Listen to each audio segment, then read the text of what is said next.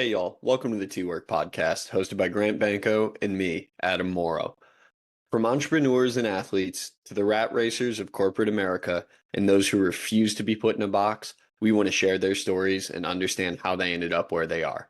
Success and development come in many shapes and sizes. We want to hear about it all. So grab a drink and pull up a seat. Let's spill some tea and get to. Hi, everyone. Today's guest is Kevin Guthrie. Played baseball at Brown University, and then upon graduating from Brown, he went and worked for the Pirates organization and then the Tigers organization, and is currently working for the Florida Burn with his father. That's a summer travel ball team, and then also giving personal lessons. I don't want to get too in depth about sort of his background. We'll sort of dive into that. But Kevin, thank you for joining us today. Let me just dive in and sort of just give you a chance to speak and sort of about your trajectory and your career path and sort of give some background about yourself. Yeah, so thank you guys for having me. Yeah, I guess the place to start would be in my childhood. Kind of grew up in a major league clubhouse. Very unique upbringing. My dad played professionally for over 15 years with a number of teams in Major League Baseball. So I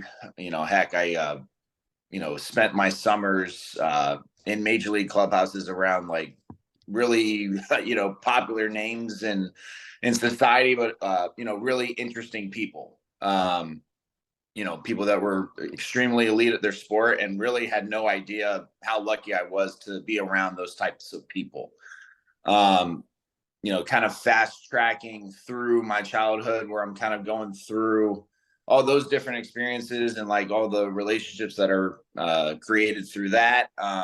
When I was 11 or 12 years old, my dad retired, and kind of life became a little bit more mainstream, where, me and my brother are playing travel ball, with Grant, with the Sarasota Tarpons.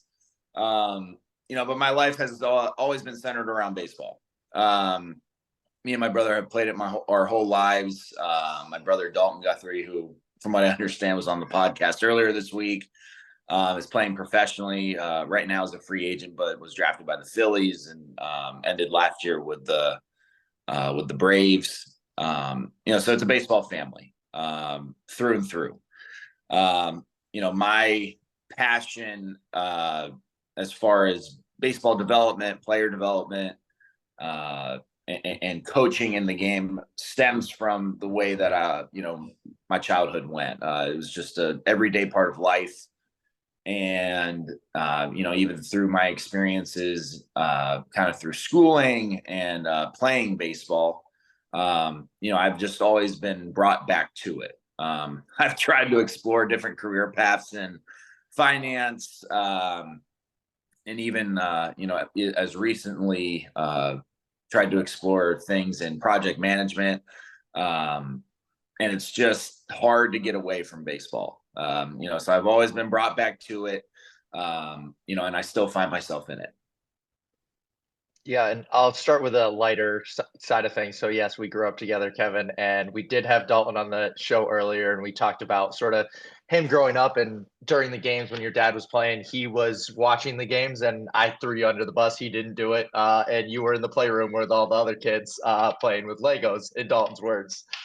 Yeah, absolutely, absolutely. I was there building relationships, and Dalton was there learning the game. That is exactly right.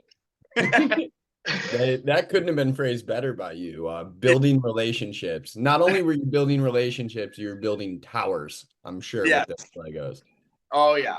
It was. I mean, what a special time. Like, just didn't realize it at the time, but like, thinking back on it and like how different childhood was, and like, very grateful now being, an adult and, a father of one, almost two here in the next couple of months. So, the ability to have that childhood was special. Which clubhouse had the best kids room when you were when you were younger? Oh man. Well, okay. So we're diving into that. It's funny, like I don't remember exactly the rooms, right? But you always remember like the people, the kids that you were with. Mm-hmm.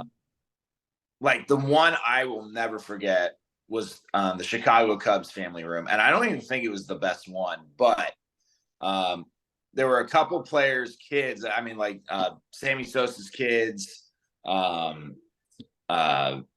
The biggest one that I always played with, Moises Alou. I believe it's Moises Alou Jr., but Moises Alou's kids were like my go-to staples in the kids. I mean, we crushed like Slugfest and everything when we were 8, 9 years old. We thought we were like the coolest kids in town. Heck, but like, I mean, I was always drawn to the family room, which was hilarious. My brother always stayed in the stands, like was stated. And it's funny how Dalton is just a savant at the game. When he plays, it's just too easy for him. I mean, heck, now that he's got a taste of big league ball and everything, you could definitely tell like this was almost his floor. Like he was gonna make it because he had watched so much baseball by sitting in the stands. And heck, it always makes me think maybe I should have stood in the stand. I should have sat in the stands, but no regrets. Heck, the kids room, dude, in the family room was like something I'll never forget. I remember little things from like every single room, but definitely Chicago, because it was so cold as well. Like the winds in Chicago, and like a night game in Chicago, there was no chance you were sitting in those stands, which is hilarious knowing, growing up with Dalton can't stand anything below like 65 degrees. So the fact that he was out in the stands, like, there was no chance he was going to go to the family room if the game was going on. It's funny to see now, like, if it's like 65 degrees, he's wearing like a sweatsuit and a big jacket. And like back in the day, man, he'd be in those stands, like, chittering his teeth like crazy. It'd be hilarious. Yeah. And Kevin, I guess, when did you kind of realize, I mean, even if you were in the playroom, you were still around big league guys and sort of the expectations? I remember, I mean, I met you and Dalton basically around 11, 12 years old, and watching you guys play and sort of get upset about certain things that most kids don't get upset about, making those kinds of mistakes. When did you realize that like your guys' mindset was definitely different in the game of baseball, and the expectations you both had for yourselves, and like the talent and abilities of yourselves, just because you're around those big league guys for so long? I mean, I think when you see, one, I think the best way to answer that too is like, I have been on the coaching side of professional baseball recently. Watching your dad go through the hardships and the triumphs of a successful career in baseball, I think lays out like a really interesting dynamic of a couple things. One, like the game's hard. The game's really, really hard. But if you work hard at anything, like there's a lot of things that are possible to come from hard work. And that's how I was brought up, was the one thing that my dad instilled in all of us. I have 3 brothers, Dalton, and then another brother, Hayden, is like hard work is like a non-negotiable thing. So the reason I say that is, we were brought up with the mindset of, if you work hard, you deserve it. Like you deserve success in your sport. You deserve success in your endeavors in general. So I think we were both, I'll speak to Dalton and I, and definitely Hayden, my youngest brother, will speak to this as well, but it's a totally different subject. We were perfectionists in expectation.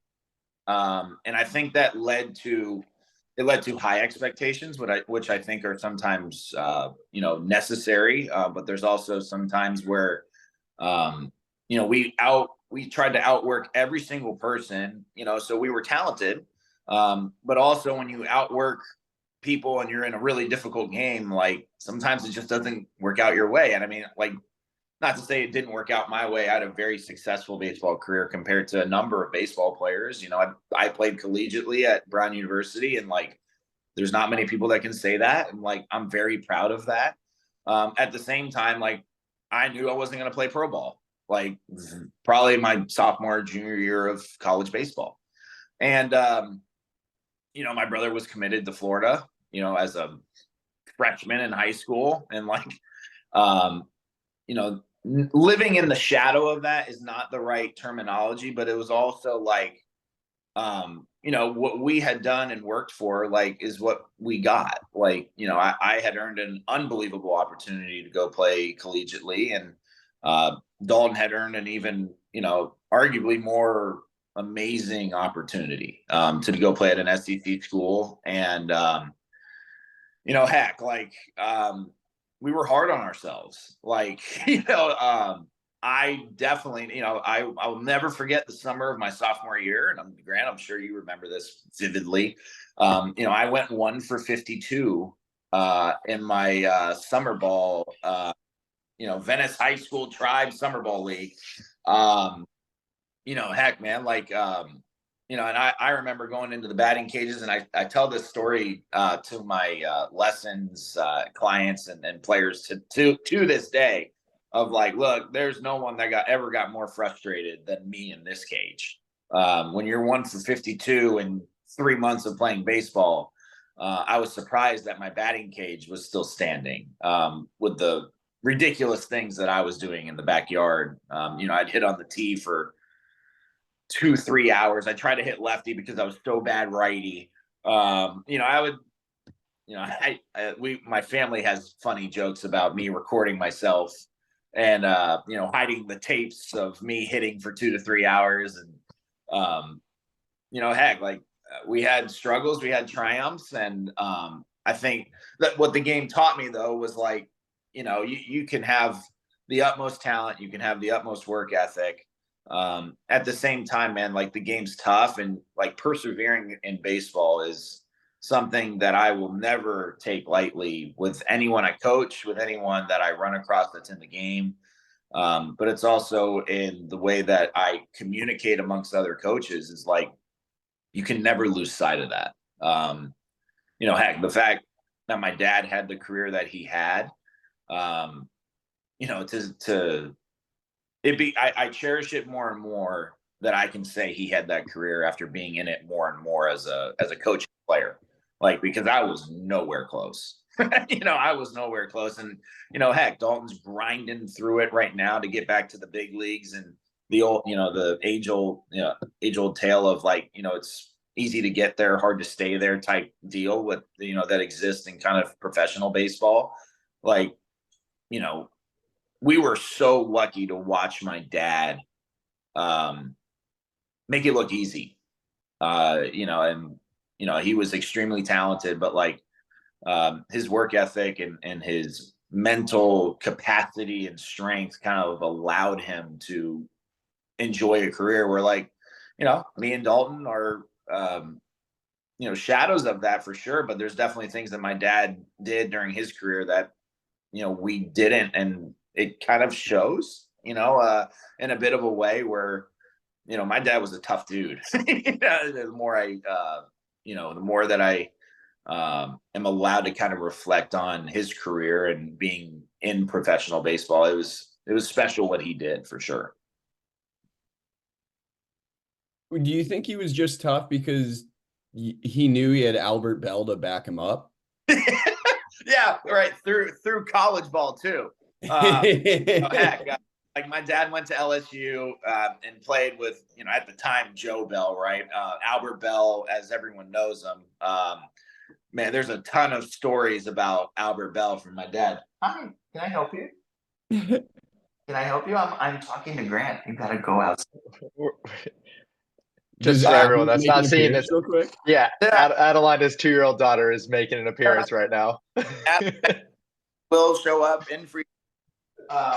Okay, so heck, man, like, Albert Bell was like the toughest man on earth and like the baddest dude ever in Major League Baseball at the time my dad was playing. And it was hilarious because he played with him collegiately, and then, I don't know if they crossed paths professionally, but I know, like, my dad has the funniest story. I don't know if it's acceptable or allowed on a podcast. because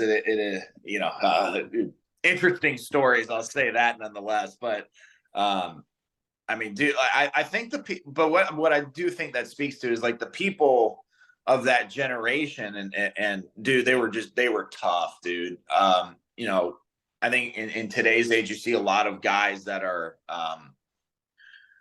just I don't know if entitled is the right word, but they haven't persevered through a lot of hardship. And I think like back then, man, like I think the way the game was played was definitely just a little bit meaner and tougher. I mean, the way Dalton and I grew up, where we were kind of taught through that methodology, and like the way the game's taught now is totally different. Kids are more talented. Kids are able to do a lot more things than I think they were able to do 20, 25 years ago. But heck, man, like the mental fortitude of guys from my dad's era, I think, is something that is underutilized in today's game. They were born tough, man. Like just the stuff they had. I mean, if a kid today had to play with Albert Bell, I don't even know what would happen. I mean, it would be silly, because that guy was just a beast. Like, like my dad never stops talking about Kirby Puckett to this day.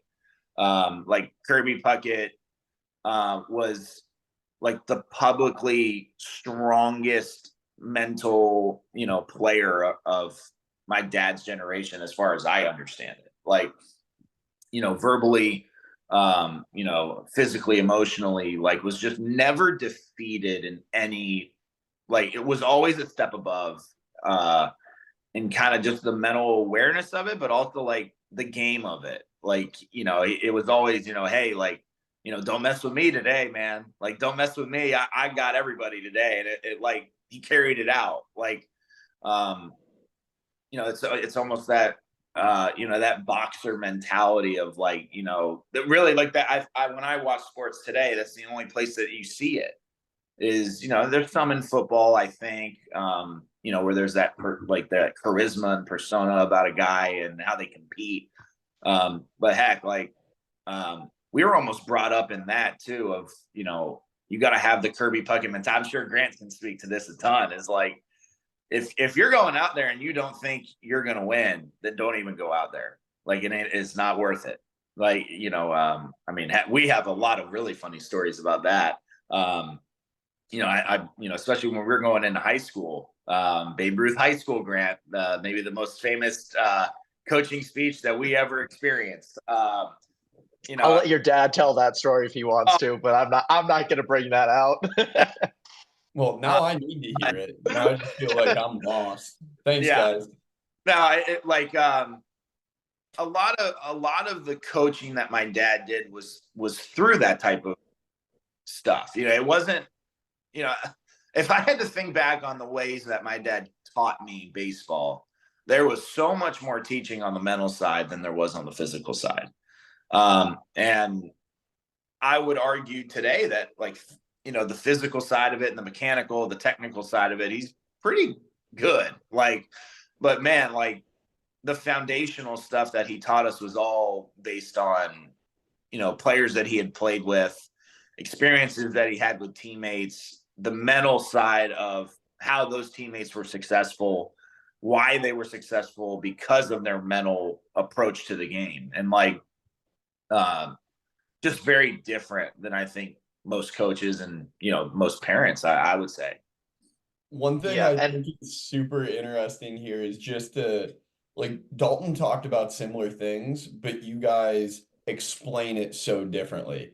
Like going to, I mean, maybe this is why you were really good at Legos and Dalton just watched baseball, but like Dalton, like every time we got into this with Dalton was just like, dirt dog, be a dirt dog mentality. We just heard dirt dog 35 times, which is great because then we understand how he internalizes it.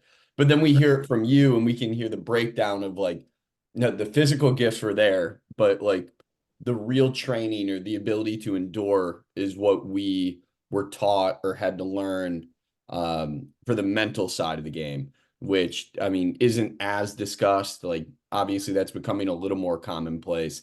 I just wanted to throw that out there. It's not even that I have a question because I don't want to take off from like what you and Banko are going through right now. I just found that as a really unique observation that like two brothers, same experience with the same dad, can internalize the lessons, the baseball, the learning in two very different ways. No, Yeah, you go, Grant. the funny part is like I I never heard Dalton ever say dirt dog until we interviewed him on here. So like it like and like I never even like I see Kevin and Dalton every time I go home, like for the holidays, et cetera. We go on vacations together, and like having these conversations on the podcast and like actually thinking through things. Like we don't have these conversations and talk about these things at all. And it like, but it makes all sense now. And like thinking about your dad and how he did coach us.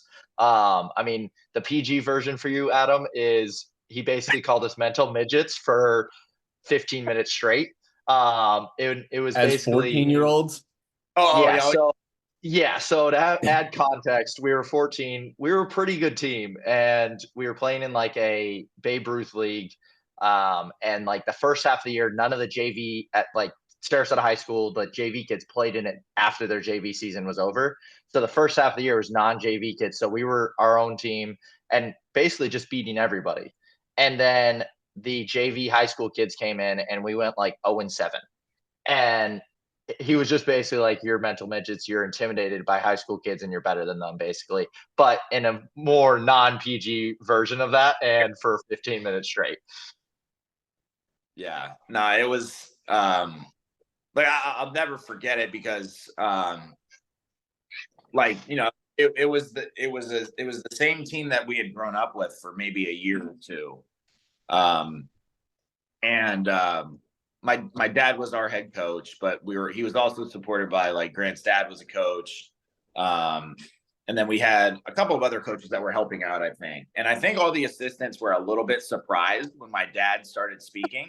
I mean, Grant's dad, Brian, had definitely been around my dad long enough to know that like, probably a speech like that was coming, but then like to this day, we never hear the end of it from Brian, which is hilarious. Of like, oh yeah, remember when you guys were mental midgets when you were 14? It's like, oh, okay, Brian, like we get it. Like, but it's something that always back up in conversation, years down the line. And like heck, I'll agree with Adam here of like, I think what Dalton does very well in his mental game is he always believes that he's going to be successful. He's kind of his own doer in that way. And heck, I think there are times where, he can be kind of in his own world, but there's also like he's successful in that. Whereas the way that I always internalized my dad's teaching was more of, for one, like I saw an end to the road in baseball in my playing career.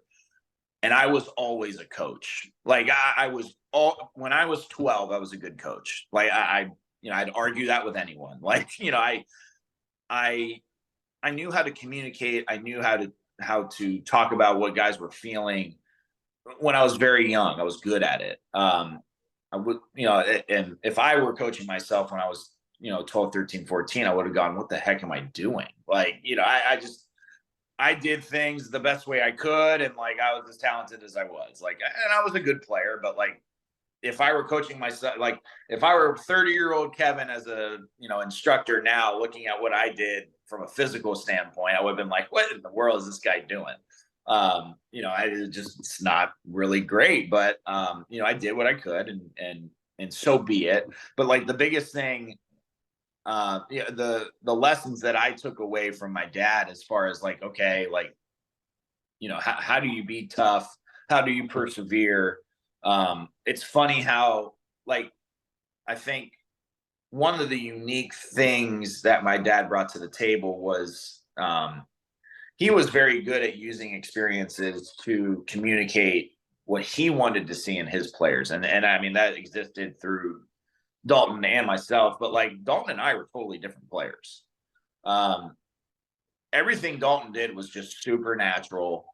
It was easy. Like for me, I don't think it was that way. Like, I had a blast being with teammates. And I mean, heck, it goes back to the kids' room. Like, I love relationships and memories and teammates and like playing with my buddies.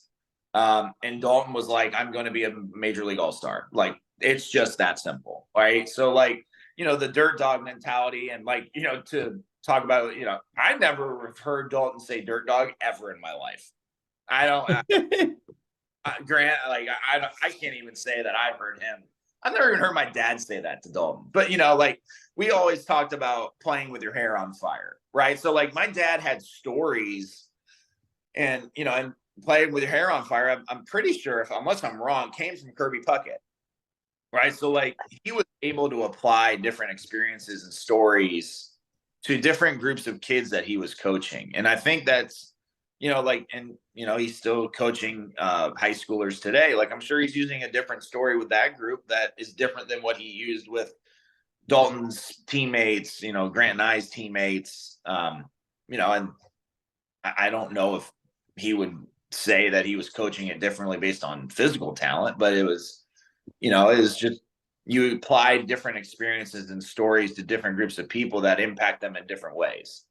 And heck, like Dalton's travel ball teams and players that he grew up with were ultra talented. I mean, like the whole University of Florida was his travel ball team, and they went and won the national championship, right? Like they were a little different. Grant and I's team. I mean, we would joke and say we weren't that good, but we played with. We have a couple guys that are still playing professionally. Like our team was arguably one of the better hitting teams my dad's ever coached. And like, it's hilarious to sit back and say like, oh, like, we weren't that good, but like our teams were pretty good. It's just funny to, as a coach now, to see how my dad has coached different groups is really interesting. And the stories he uses to kind of impact those different groups. I will add that the other half of our team is in jail. So don't take away from our jail friends. Get rich or die trying. Yeah, exactly. I mean, I was actually gonna dive into like because like obviously I grew up around you and like knew you loved coaching, and like you even brought it up in high school. You're like, I can't wait to get back to Venice High and coach. And Ashley, your wife's like, whoa, pump the brakes. That's like you need to go out into the world. You can't just go straight and coach high school right out. Yeah. You need to grow a little bit. So she definitely pushed you a little bit more. My dad but was I mean, going into the Pirates organization, going into the Tigers organization, I mean, what pieces, I mean, you had the exposure from growing up and around your dad and sort of the old time game, and the game has evolved a lot. And like, how have you, like, having those experiences and getting exposure to basically the new type of baseball? I mean, data has come into play a lot over the last 10 years. How did that sort of shape how you coached and sort of how you approach the game in any different way than you experienced from your dad's era? So, to simply answer your question, I think it's the same. I really do. I think coaching in general is no different now than it was 20 years ago, 25 years ago, 10 years ago, 5. What the data has done has, I believe, enabled different skill sets to show up and coach, and in a way that's beneficial. And I think there are some ways it's not beneficial, and it's almost a disadvantage, because there is so much information. And I think the one thing as I got into coaching was I did believe like I was going to be a really impactful coach and successful very early on in professional baseball. I'd grown up in the game. I'd been around my dad. Heck, I was smart. I was intelligent as far as the numbers went, just kind of of when I came into the game. I was, heck, I just graduated from college, so I was on, I had introduction to coding. I had, some, I was doing some of the things in college that were now showing up in the professional game. As far as those skill sets went, and they extended beyond the field, right? So a lot of computer skills, a lot of, running queries and being able to analyze data sets that were, traditionally just not a part of the skill set. And as I got into pro ball, it became learn as much as possible. And what that turned into was learn as many strategies as possible. And I fell in love with coaching, I think, because of that. There were so many different ways to skin a cat, per se. Like, if I want to be responsible, and this is not the right way to put it, but as a coach, I think this is the way you view it, is like, how can I help impact this guy to be more successful? Not necessarily because I'm his coach, but because I've employed skills that he can use in the game to produce. And I think the unique thing about today's game is players in general are open to so much more information than they were 20 years ago. And I think the coaching is the same. You have to be able to impact players. You have to be able to help them produce and be consistent day in, day out. And this is in the professional game, which is, honestly no different than an amateur level or anything like that. But like at the professional level, right, guys get fired, it's just a different stress. And what I would say is what I learned really quickly was, as a coach, I'm given 100 different ways to make this player better, and I have to pick one. And I got to be really good at doing that. And the one thing that I have observed with a lot of my work is the clutter of everything can become the disadvantage if you're not really good at removing the clutter and becoming clear in your messaging, becoming clear in how you communicate. And I had a natural skill for that, where one, I had a lot of unique experience of seeing really good players be successful, but also I had the skill sets where I could dive into numbers and I could dive into different player plans and see why guys were maybe struggling or why they were succeeding in different parts of the year, and kind of help them, become more self-aware or better self-coaches, and that in today's game is pretty tough. And I would say I was pretty good at it, but man, like, I think you do see a lot of coaches that are on their path of discovering how to do that. How do you become a clear messenger? How do you tell a story really succinctly? And but like it is ultra difficult, because every day, and I know, Adam's around this a ton, is like every day you get 10 more data points that come up in the conversation. And like, as a coach, we are constantly learning new information and new ways to coach. But at the same time, like, if you lose your foundational teaching, you lose players, because they think you're just a scatterbrain, and they view you as, hey, like an experience. They view you as, kind of like a scientist, like a mad scientist. You're just having them experiment. Hey, I saw this drill on Twitter. Hey, try it out. And it's like, well, why? Well, you better have an answer. You better have a clear thought process as a coach of like, hey, like, I see you with this issue. I think this is going to help you solve this issue mechanically, or from the mental side. It can be, hey, like, this is the way they're approaching you. You got to have this self-awareness of this is how you're being, pitched or attacked from from hitter and pitcher standpoints are obviously different, but like, your ability to sift through that quickly is honestly what's making a lot of the most successful coaches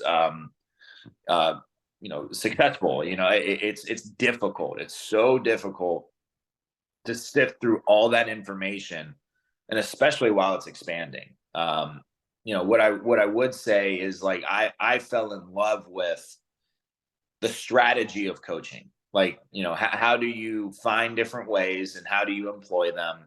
How do you reflect on what was good and what was not good to become a better coach the next day? And, I mean, heck, like, I would say I will never lose that passion. And I think that's why I'm still doing it, even at the Florida Burn level, which is an amateur travel ball team with my dad. Like, it's all the same. It's just a totally different scope of, the player that you're coaching. Where in pro ball, man, like you got to be careful, but you also have to know that, like, it's their career, that you are helping them being more self-aware, being their own self-coach. And at the amateur level, you're trying to do a lot of like, you're doing a lot more, what I would say is training, and coaching so that the kids have confidence. Like the amount of times that I would say 99% of the time when I am coaching a kid in my private business now or in the travel ball business, you are trying to make that kid confident. And whereas I don't think that's the same as it was 20 years ago. I don't know, Grant, you could probably speak to this, and Adam as well, is like, I never thought about that when I was growing up, but I probably should have.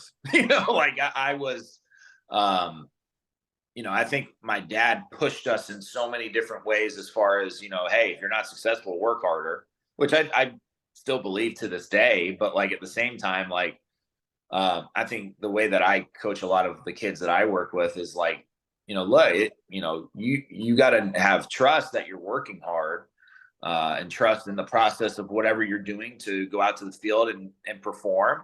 But like, if you don't have confidence in what you're doing, then what are you doing? Why are you doing it? And like, I've learned a lot of that through my experiences in pro ball. Is like, you can do things 100 different ways. You can have 100 different strategies that a coach is going to tell you. Are you going to have confidence in that strategy, or are you just going to do it because, you're a no mind and you don't want to think through it and you just want someone to tell you what to do? And that's a tough conversation sometimes, especially with young kids. But like at the professional level, it's the reality of it. Like, I think 15 to 20 years ago, there might've been 10 strategies and now there's 100. But it's the same way of like, you got to pick one that you're convicted in as a coach that's going to work. And that's what's really hard of being a coach in today's game. Yeah. Kevin, so throughout that run you just went on, I'm going to say no less than 8 questions popped in my head, but, I really want to go back to one that I feel might be a little more all-encompassing rather than just putting us down a one-way street. Right. You echoed it twice. Now it feels like there's 100+ ways that you can lead an athlete, with the end goal in mind being make them as successful as possible. Hey, Addy, hopefully you can help with this answer too. Right. But what does your filtration process look like when you have a player, you have an athlete? As you said, it's almost like a science experiment. What process do you go through to select what path we're going to go down? Whether it's drill selection, whether it's communication approaches, your presentation style to that athlete. Is it going to be like learn as we go? Like, just take us through that if you don't mind. Yeah. Like,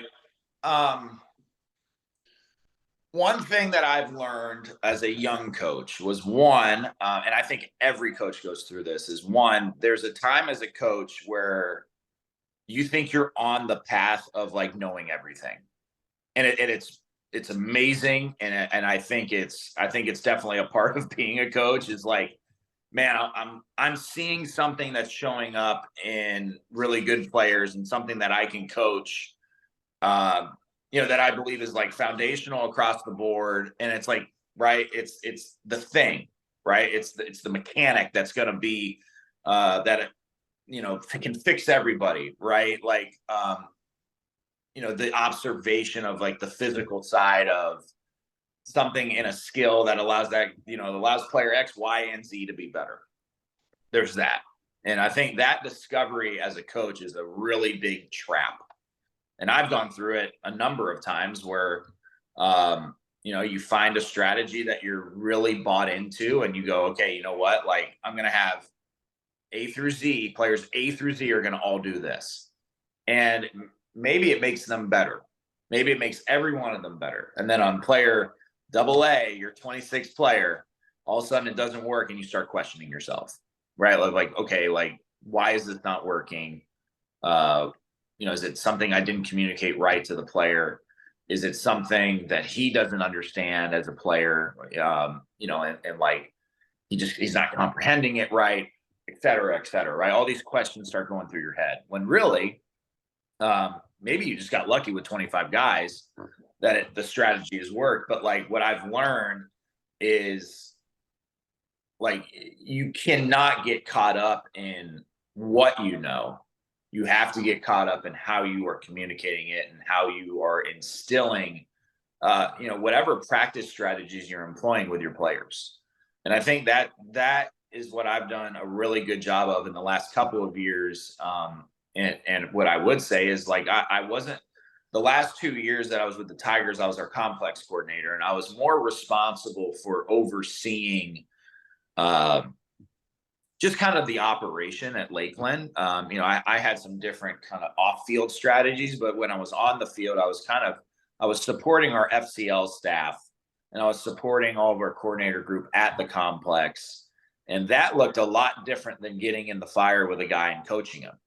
And the reason why I bring that up was like, it was the first time where I was finally able to step back and watch kids react to coaching for the first time in my professional career.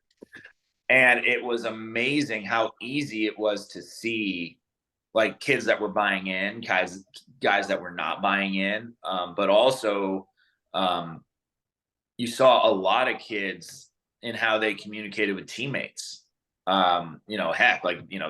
This guy's telling me gold right here. Like, you got to go to that guy. Or, hey, this guy just told me this. And like, what the heck is he talking about? I saw it all day long. And what was interesting about being able to observe that was it totally made me second guess how important it was to know all the physical strategies. And it made me really good at creating relationships with players. And what I would say is, creating relationship with players is sometimes over talked about. You're creating relationships with people, communicating with people, you have to be good at it. Yes. In an umbrella scope of it, yes. But like, when you're a coach, if you at any point give the impression to a player that you are not on their side with them, you will lose them. It doesn't matter if they're 8, it doesn't matter if they're 15, it doesn't matter if they're 30. And I believe like I had some unique experiences, especially with the Tigers, where I was a little bit more on the field, where I created some pretty good relationships with guys that had nothing to do with anything I coached them on. But they would come to me for physical coaching, and I had never taught them anything physical. Not once in my career being around them, but they would come to me because they knew that I probably had the utmost interest and respect for them trying to become more successful. If they were struggling or if they weren't understanding something that maybe the organization was presenting to them, like, they knew that I could help clear up the message for them.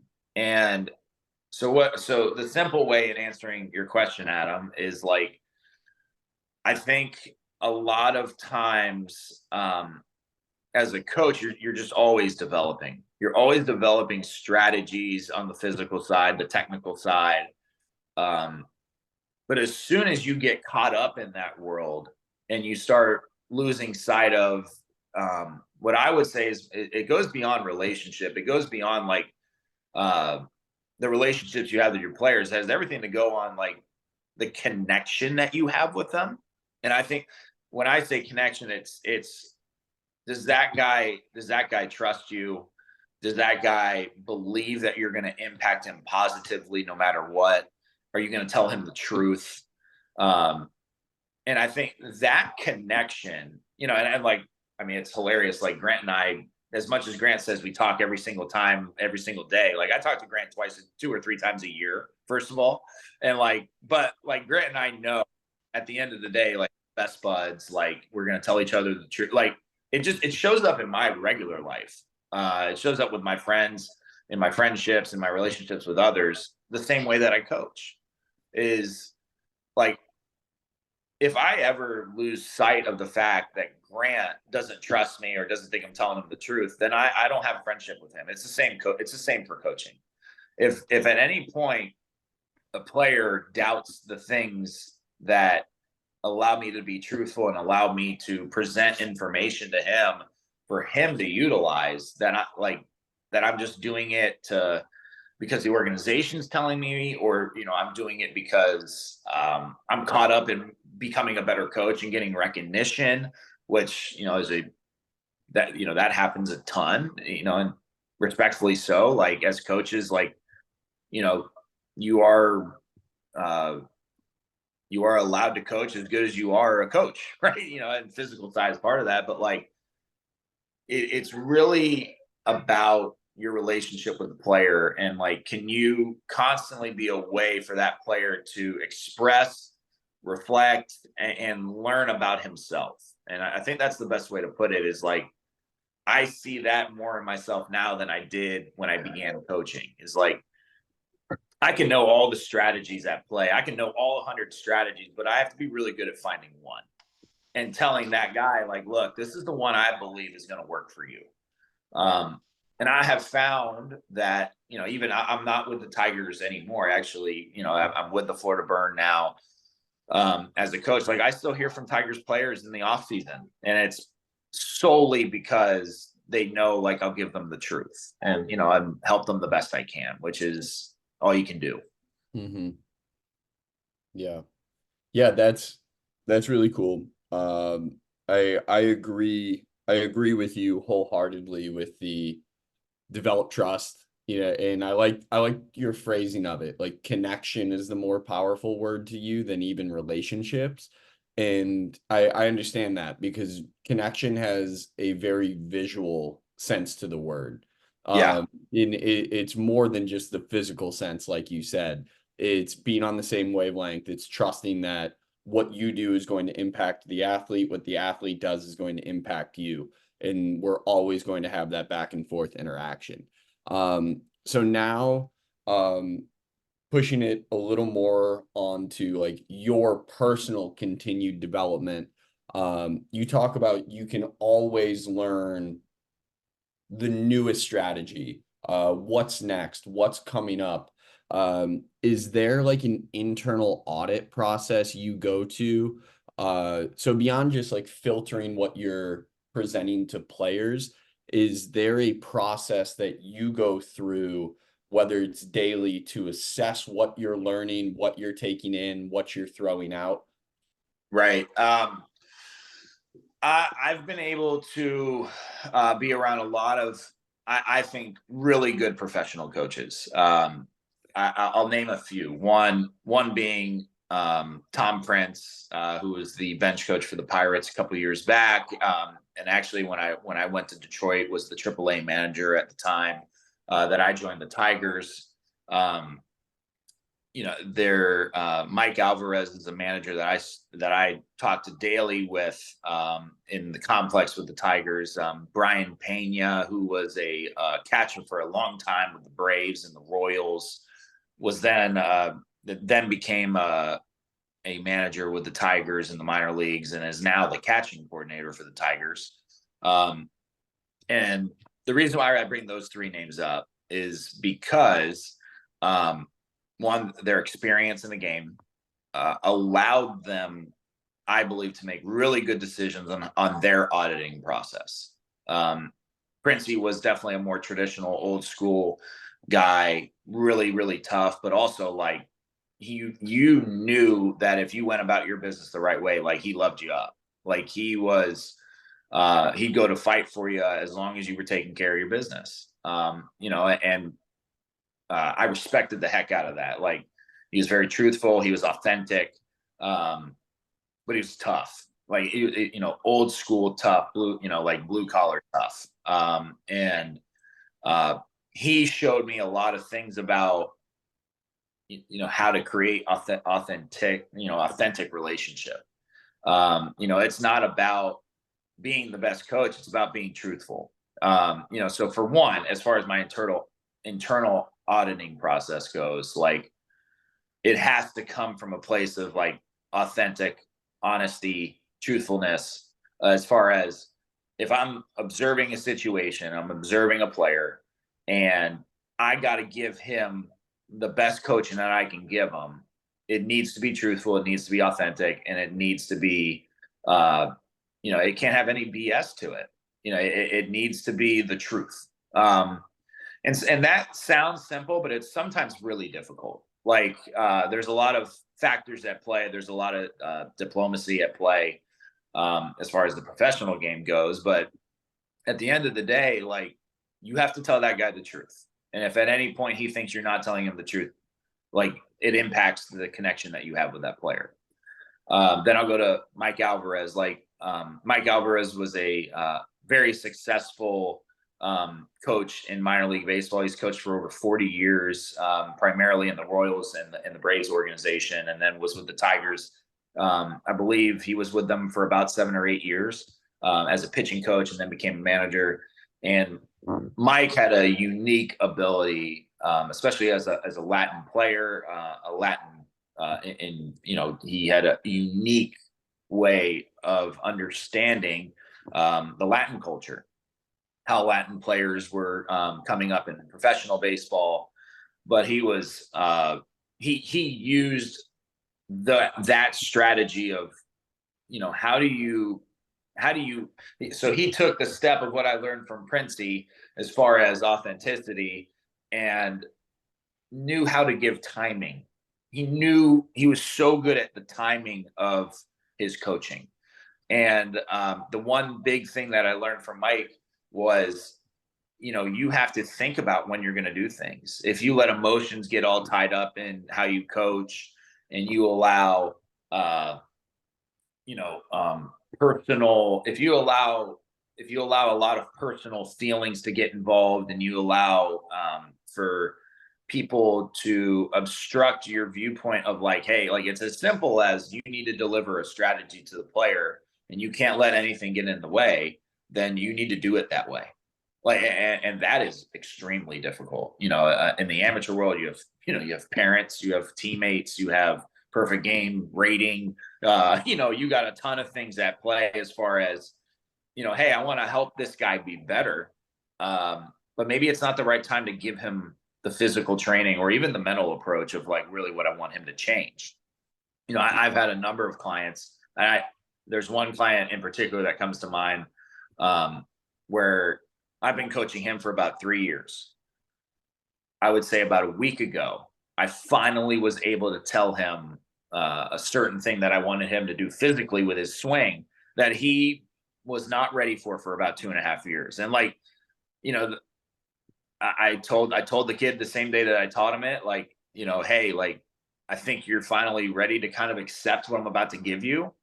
How does this feel? And it was like, oh, wow. Like, why didn't you tell me this earlier? And he had pretty much the whole story is like,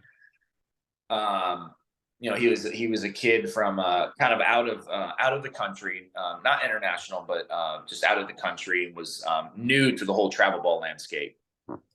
Came to Florida and was impacted by a lot of like older players that he was around at different facilities or training sites. And, it was just, as we all know, as coaches, like, hey, well, Albert Pujols said he does this, so I'm going to do that. And it's like, well, okay, like, sure, you do that, and like, it's not worth the battle. Right. But finally it got to the point where we had a discussion about a physical thing going on in his swing, and man, it clicked for him. Like, it did some really good things. But if I would have done if I would have taught him that a year ago when he brought it up to me that, hey, this kid taught me to do this because he saw this in my swing, I would have lost the kid. I would have lost the player right then and there by saying, well, you're not a good analyzer of your own coaching. Like that's what I would have been telling him is like, but look, I gave him his time. I gave him his time to go through it. He was still successful. I wasn't going to let the kid fail, but like, the timing finally came where it made sense to have the conversation about why he was doing certain things, and it panned out to be perfect.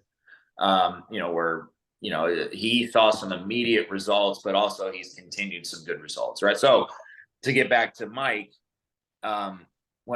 before I had worked with Mike, it was all about, watch how quickly I can impact this guy. Give me 2 weeks, I'll make him good again. Stupid thoughts, that were just selfish, and like for a guy that had been in the game, he had been professionally coaching for almost, if I believe it's over 40 years, like he taught me how important timing was, even with staff, even with with players, with staff, with everyone that you're working with or working alongside. You have to know your timing, and you have to know how to present information in the right time. And that was, I will never forget that experience that I had with Mike. And then Mr. Brian Pena, and I would say this is, the final part of like that internal auditing process is you have to know your foundation as a coach. And what I mean by foundation is, how do you come to work every day? How do you present yourself as a coach every day? And Brian, for anyone that knows Brian Pena, Brian is the most exciting, most happy, most joyful human being that I've ever met in my life. And I'm pretty exciting, joyful, and happy, I think, usually, but like, man, Brian was on a different level. The way he came to work and he grinded every day was something that I had never seen before. I mean, heck, he slept he will always deny it, but I think the dude slept at the ballpark almost every night, and he had a hotel to go back to. But he was so passionate, brought so much joy to the field. And, this is kind of an abstract viewing of my internal process, but how I present information, it has to be consistent. Like, you go through this whole process of, okay, what do I need to give the guy? When am I going to do it? And then how, right? Like those are the three things I'd say I go through almost every time I'm thinking about what I'm going to do to coach. And like, what I would say about the how is like consistency matters for a lot of different situations. Like one, there's a lot of things that go on in everyone's personal life, and personal things are always going to be there. It's never going to go away. If anything, always life gets harder, right? Like you would never know that with Brian Pena. You would never know that he was having a really bad day. He was having a really good day. It was always a big smile on his face and like, hey man, I'm happy to be coaching you. Here's what I got for you today. And it was like, it was remarkable, the success rate that Brian would have with different players going through totally different situations, whether it be life, whether it be baseball, whether it be technical, mental. He was consistent. And like, I think messaging with that is super impactful because it allows the player to relax and absorb information. If all of a sudden he is noticing as a coach that you're just in a different headspace or you're just in a different place as a person, I think it impacts your connection with that guy. But if he knows that the way you're presenting it is no different, like, hey, this is going to be extreme, but hey, mom died, or like, hey, I know you're 0 for 4 tonight, but you're going to come back tomorrow, in the same exact way. As far as the playing space goes, like, hey man, hey, if you don't do this, if you can't make these changes, you're going to get released. Like those are real conversations in the pro space. Like, and then there's also like, hey man, like you're going to AA, you're getting promoted. Hey man, you won an award for the month. Those are two totally different scope conversations. and he presents them in almost the same way. Like, and heck, this is a very serious conversation about, your performance lacking, but then this is also like a huge congratulations. Like, if you took the verbal out of all the conversations that he has with players and staff, like they almost look the same. That's remarkable. And it definitely made me think twice about how I was going to present information. So like those were definitely the three things, especially from different people in the game that I had learned from, that they did it so well. The authenticity of the connection, the ability to actually give the truth, the timing of when you did it, and being really thought out about when you were going to do things and then how you did it. Sometimes you're going to get the strategy wrong. Sometimes you're not going to present the thing that's going to make it get click for a guy. But if you go through those three things and you really are thoughtful about it, you have more opportunities to coach the same guy. And I think there's a lot of times where people, as coaches, we don't go through that. And I've been lucky to kind of have that, just kind of that self-observation, but also, I wouldn't have learned it if I wasn't a good observer of other good coaches. And like, I think that's a huge part of it too, is like, there's so much to learn from different people in baseball, but in life in general, if you just pay attention. And those are probably the three biggest things for me internally that I didn't do 8 years ago when I started my career in baseball. I would have only learned those things by paying attention, and they've made me a better coach. Yeah, and I think you summarized it well at the end of connecting it back to your internal audit is learning from other coaches. I mean, growing up, you had your dad, then we had Coach Faulkner, who played AAA ball and played with your dad growing up, and very successful high school coach, to learn from him, and then learning from the guys in pro ball as well. I think everything is going back to, I mean, from the playroom to now, is relationships and being connected with other people and building those relationships, building those trusts. Obviously the playroom was just Legos, and that's how you built a relationship. You're around them, and that was easy. Growing up, as you got further along, because like as you said, we talk 2 to 3 times a year. We don't text each other at all. Like people are like, we're like, both of us get asked what we're doing. Neither of us have any idea. But like once we see each other in person, we're back and like it's fine. I'm just curious how you approach building connections now. And like when you go into a new environment, how do you go about building those relationships and connections with coaches and players? I would say, one, I'm an open book. I think I almost get weird looks at times how open I am in a room that I maybe don't know. But I think I'm authentic in that way. I like to pride myself on the passion that I bring to every room, or really the fun loving side of what I can bring to any situation, any group of people, any individual. Like, I am all about having fun. And like at the end of the day, like in my professional career, in my relationship at home, in my family life, in my relationships with friends and others, like I'm the fun guy.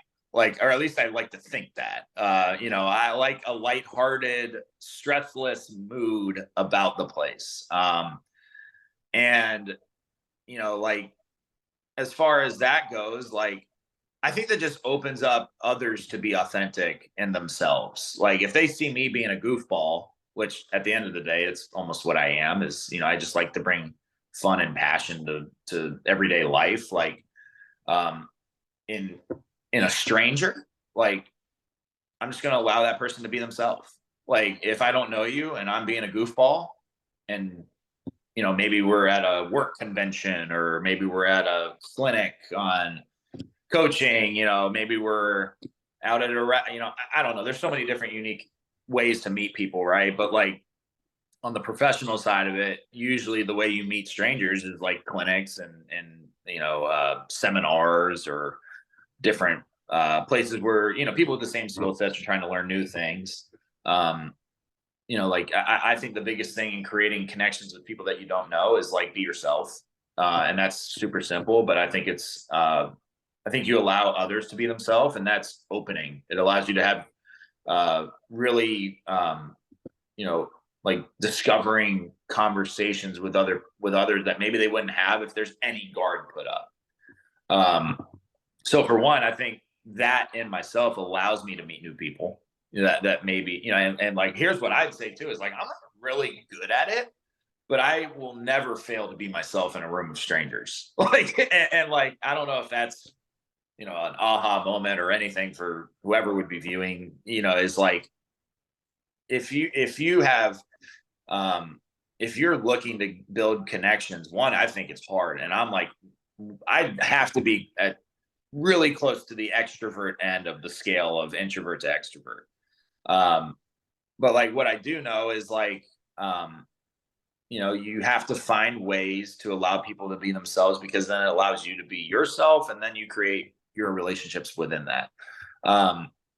As far as like, how do I use those different strategies to kind of build new connections in a simpler way? Like for me, I want to be associated with people that are extremely like highly driven. I believe that's something that I employ on an everyday basis, is like, I'm purposeful. I want to be able to have a sphere of influence. So as far as creating connections go, like, I'm looking for people that I can help make a difference in their life. And that's coaching, that's relational, that's at home. I don't ever want to go through a day where like I didn't help somebody. And like, when I have bad days, it's because of that. Like, it has nothing to do with really anything else, but like, did I impact someone in a positive way today?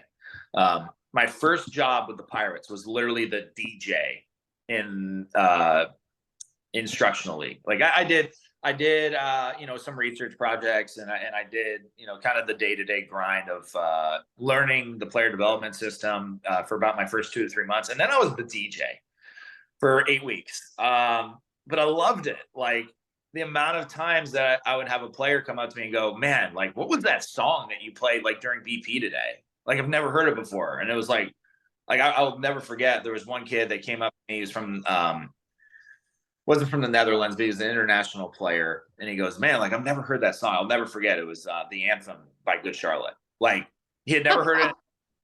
And like, it totally changed. Like, I literally saw him in the hallway later that night at our dormitorium, and he was playing it. It was like the most wild thing that I've ever seen, right? Like, made my day. Like that's something I remember from my time with the Pirates, more so than like a research project I did, or something that maybe had more impact on a grander scale. But like my personal enjoyment in life came from like showing an international player like the anthem by Good Charlotte. Like, that's my scope of it, is like, I created a relationship with this kid over the anthem and Good Charlotte, and like, now it's a memory, which is, it's different, right? Like, and I think, that kind of just goes into how I start connections and how I start relationships, and where I want them to go is like, I want them to be founded upon positivity. I want them to be founded upon like a good time. I think it allows, in today's society, the one thing I'll say that's fairly philosophical, I guess, is like, I just think there's not a lot of happy people. And like, and that sounds really morbid, but like, at the same time, like, I just think in today's world, it's so easy to be, whether it be depressed, or whether it be sad, or whether it be not happy. I think there's a lot more room for people that are extroverted, that for people that are maybe positive energy kind of bringers, or, people that bring positive energy to the table. Like, I think there's more opportunity for those types of people to impact people with just like being themselves. And like, in a world that like is encouraging people to be themselves, like, we have so much room as a society to be better in our relationships by just being positive with one another. And like, for me, like, that totally allows opportunity for me to build connections with people, whether it be a stranger, whether it be, Grant, whether it be my wife, is like, bring positive energy to the table, and like, don't ever hold that back. I think it's hugely impactful especially in today's age of just the world that we live in, where information is going crazy everywhere about tragedy or not positivity. I'd say to keep it light, and like there's just so much room for better communication, better relationships within people just being positive with one another. I'll keep it at that. Well, Kevin, if it makes you feel any better, or you need the reassurance. I know we've only really gotten to hang out a couple times. I mean, being one of them. Every time I've been around you or witnessed you doing something, without a doubt, I believe you reflect that positivity. You reflect that light.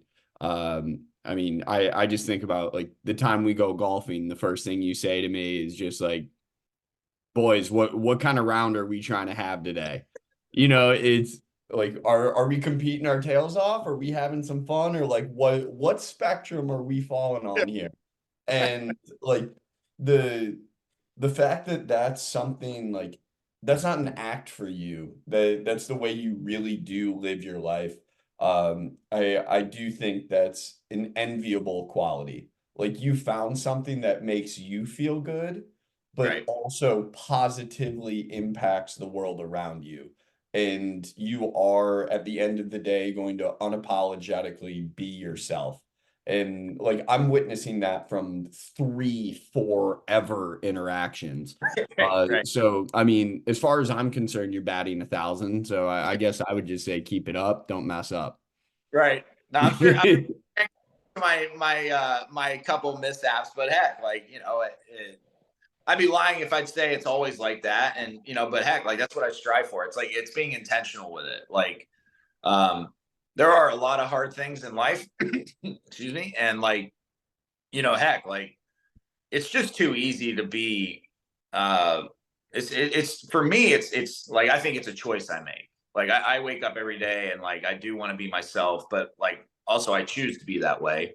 Is like the other side of it is like heck, there's bad days and like you're allowed to have them, and it's so funny. Like even professionally, like I've had days where I've had coworkers come up to me because professionally I'm not who I should be, right? I'm not intentionally what I seek to be. And it's hilarious how many times, like, it's not just one guy, it's like 10. Like, I'll never forget the story with Brian Pena. It's like, early on in our season in 2021, he approached me about it and was like, dude, you're not yourself. Like, just like that, right? Like, dude, with a big smile on his face, like something's up with you, like what's going on, right? And like I'll never forget it. It's like he was right on. It's like because all of a sudden it was him, and he didn't talk to any other coaches. Like my other 3 coaches came up to me. My video coordinator at the affiliate came up to me, and I was rooming with him at the time. He came up to me that night, and like I don't even remember what got me off my rails, but like it's been like for as good as a coach as I even am or was at the time, like or I held a ton of responsibility at the affiliate. Like they didn't even care about that. They cared about the fact that like the impact that I did bring, and I'll never lose sight of it now that I've been a professional for 7 8 years. Is like that positive energy that I bring is probably the most impactful thing I can do, and like I'm sold on it. Like to your point, like I choose it now. Whereas I think there's times that even Grant can speak to where I was not this way. In my playing career, and like if I were like, I think it'd be very interesting to see like how different I would have been as a player, or how different I would have been. Just kind of going through my kind of like that high school age, but like even in high school, I was positive, but it was different. Like I was so driven to be like a leader, and when like I could have just been natural. I could have just been a natural self, and like it would have been impactful. Which is it's funny to reflect on that now. To say like, man, I wish I would have just tried so hard. Like I wish I just would have been myself and like enjoyed the time that I was going through. Because I mean, like the times that Grant and I went through were just incredible. Like that, we won a state championship in high school. Like, I went to an Ivy League school and played baseball. Like, I don't, that's special. And like for me to be not happy with anything that was going on during that time is it's just not myself. And so it's interesting now to kind of reflect on that as a 30-year-old guy, and like just be, just reflect on it. Like, I think that's a huge part of why I'm able to intentionally choose it is like, I go home at night and if I'm not happy, I'm like, why am I choosing to not be happy right now? Like, and how can I change that? And like, so it's intentional now, whereas I've kind of used my whole life to kind of get to that point, really, which is, heck, self-discovery right now. Right. Well, I think it was also that sophomore year 1 for 52 whole year. That was definitely not a positivity year for you. That's the only time I really do remember you not being in that positive, like happy-go-lucky kind of state. I think I've been that was a humbled. turning point. Man, it's to the point of like there's definitely times to detach, to not be yourself, to allow yourself to have emotion, not fake your emotions, but be authentic. But at the same time, you do choose to get back on the right tracks. For me, that's being positive. Like, I would say I'm spiritual. I'm a Christ follower in that, and like, it's amazing how many things that in my spiritual life that I would say like, how many things that come from just being depressed or sad as compared to being positive or happy by choice. And I get it. There's hard times in life. There's really difficult times. There's grief. There's sadness that come with it. But there's also things of like, hey, like you choose to stay in it for as long as you want to be in it. And sometimes that's a hard conversation. Sometimes that's a really hard truth. But for me, it's like, okay, like I can go through my emotions and then I'm going to choose to be happy again. And like, I'll never change that with how I go about my business. Yep. And I know you have to get to work here pretty soon, so I'm going to pass it to Adam one more time if he wants to ask any other questions before we sort of wrap this up. So Adam, over to you. Yeah, maybe this is making light of the entire conversation that we've had today, but every time Kevin starts to speak, I just want to see if we can get The Climb by Miley Cyrus playing in the background. Because like so much of today has really been about like you like recognize when you're in it, and like that's the stuff that is Right. really awesome. It's not about what's waiting on the other side. It's how can you do the best with where you are in this exact moment. And it's funny, like we didn't even get to what I was hoping we would get to selfishly Part in two. this. Yeah, exactly, Kevin. Exactly. Like selfishly, like Banko and I, when we were doing our prep for this, like he brought it up and I thought it was perfect. Like I got really excited. The potential for like, is the grass greener type of conversation with like you and I running in parallel lines with pro ball, private sector, pro ball, private sector, just like going back and forth, back and forth. Like, what do we want? What do we have? What do we value most? And without ever like directly getting to that, I think you did bring the unique perspective of like, if you're making those connections, if you're learning, if you are like running through life with what can I gain from the opportunity I'm currently in, not what can I chase to get to the next step. There's no reason you can't lead a life of happiness where you are given your current circumstances. So like it's more like you pass it back to me and like all I can do is really reflect on what we went through here and then just express my excitement for the next time. So I mean, I'll do what Banko did and just like pump or just like pass it on. Like Kevin, is there anything is there anything that you feel like you just want to throw out before we get out of here? Whether it's you want to plug, like, I mean, if you want to plug your own coaching, like we obviously learned about who you are today, or if it's just like a final thought you have, even just reflecting on this past hour or so of conversation. Right. So here's one thing, and I know this will make Grant smile. One of the most impactful things that I was ever taught was like, one, you have to be goal driven.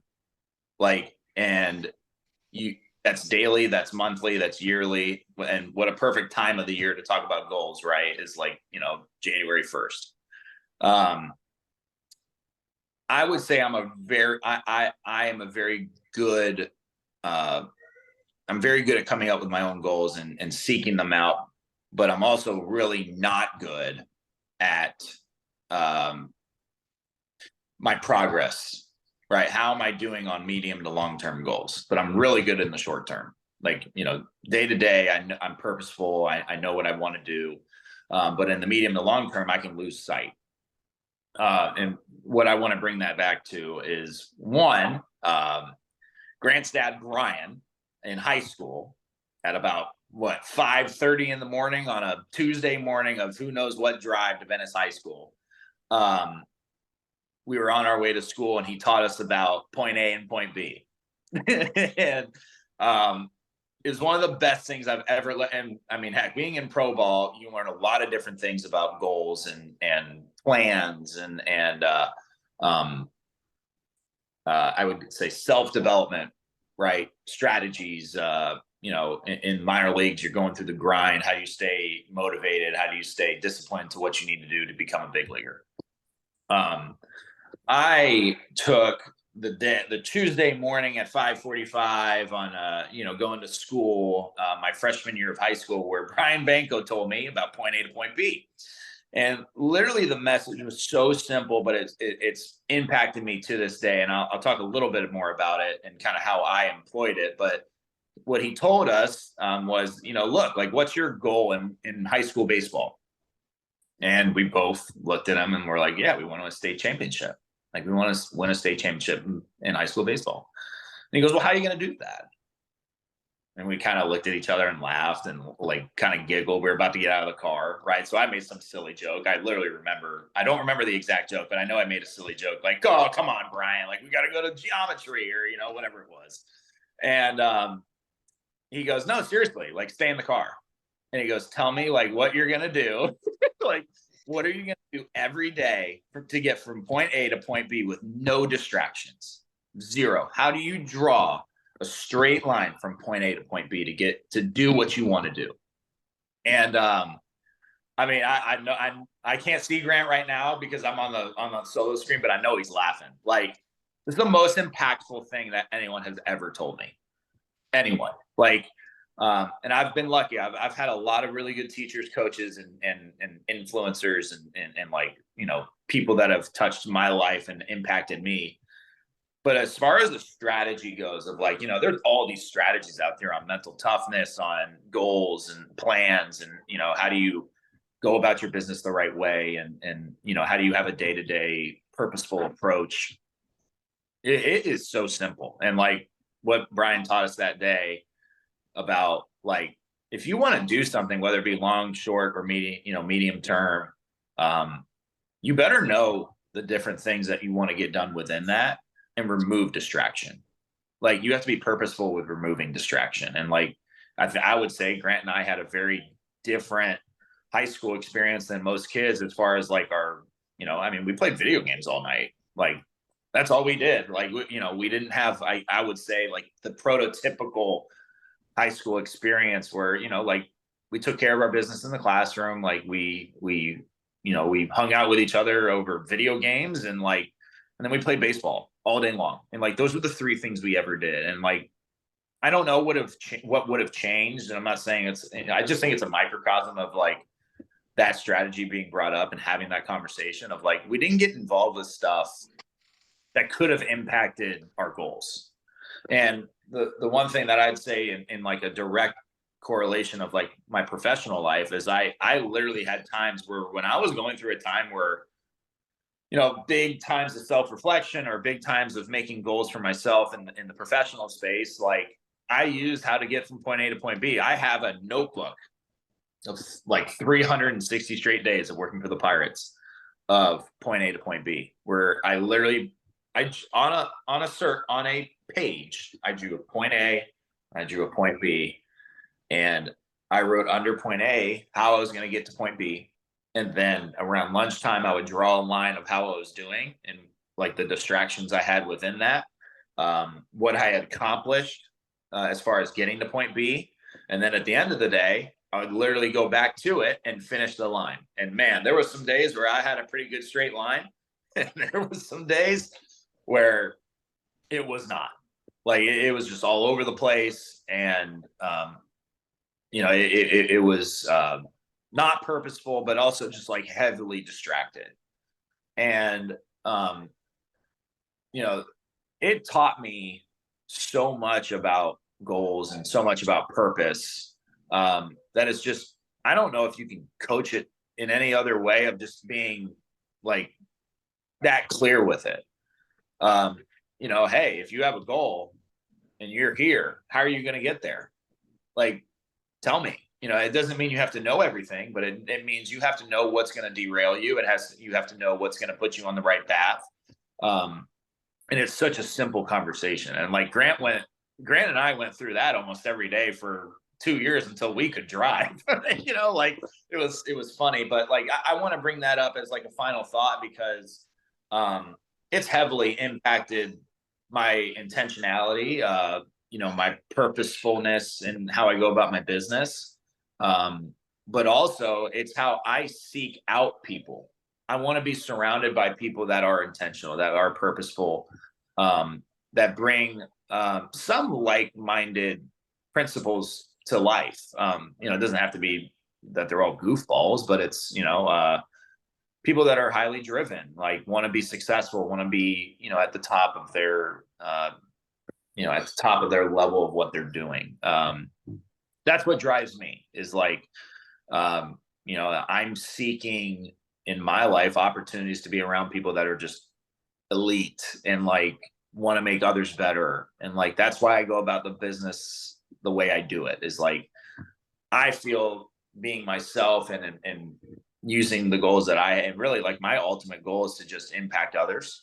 And it seems simple, but like that can look a lot of different ways. And like now having a family and having a life at home, that's just more centered around my family. It's like, I have the ability to impact my family, but also impact like my area, in the Sarasota area with baseball. And like, I can do that by not even talking about baseball. Like, and that's cool. So point A to point B, like literally the best strategy I've ever had as far as anyone looking for plans and growth, and like, definitely reflection. Write it, like for me, write it down, put it on a piece of paper, make it visual, put it in front of yourself and like reflect throughout your day. Like how are you doing? And like, you put that over, like what I ended up doing is like, I had a binder of literally 360 pages of scribbles. And like, some people would come into my office and look at the binder and go, what in the heck is going on here? Like, what are you doing? And I would explain the story of point A to point B. And like, it would like some people actually took it up, but most others just understood that like, hey, like this guy's intentional. Like it's someone I want to be around. And like, those are things that I'm looking for in others. It's like, okay, like, people will, for me, like people that don't have those goals to get better every day, in the short term, I think you can be clouded in the long term, in the medium term as well. So it's like, as we begin a new year, my goal for this year, as far as New Year's solutions goes, is like to continue building all the things that we've talked about today. Is like, how do I get better every day at the things that I believe are foundational to myself to help impact others that are in my sphere of influence. And that's my final thought for today. Well, I got real nervous there when you started. You said Grant's gonna laugh at this. I had no idea where you were going with that. But Honestly, I did not expect you to bring up. So that's quote unquote the talk from my Yeah. dad. So basically, our whole travel team, like it was a rumor mill, basically, like from 13 to about 15, and it was like, did Brian give you the talk yet? Kevin gave Kevin gave you the short version. Yeah. There is a 15-minute long version that he gives. I can't recite it. I don't remember it, but we'll bring him on at some point and we'll make sure to ask him to sort of give the actual official talk over this. But Kevin, it's been fun. I appreciate you coming on, talking through things. I mean, like I said, we wouldn't have these types of conversations or like hear this information like me just coming over your house. Like this definitely gives us a better platform to have different conversations. So I appreciate you coming on. No, I don't want those conversations to happen at my house, Grant. That's not going to happen. Okay, I'll be here to mediate those going forward. Make sure we don't get too sentimental. Otherwise, Banko might show emotion for the first time in his life. No, that'll never happen. All right, No, Kevin. fun. Like, I appreciate you having me. Like, this is definitely like, hearing Grant talk about you guys starting this is awesome. Like, I hope it's something that can take off and like you can get, having podcasts that just allow people to talk about their experiences and what they're going through and like what they've learned in life is like super impactful. Like, super proud of you guys for doing it. Well, thank you very much, man. Best of luck with work today, and we'll talk to you soon. Oh yeah. Oh yeah. Thank you guys. Hi, everyone. Grant here. Thanks for tuning into the show. If you could like, share, and subscribe, we'd greatly appreciate it.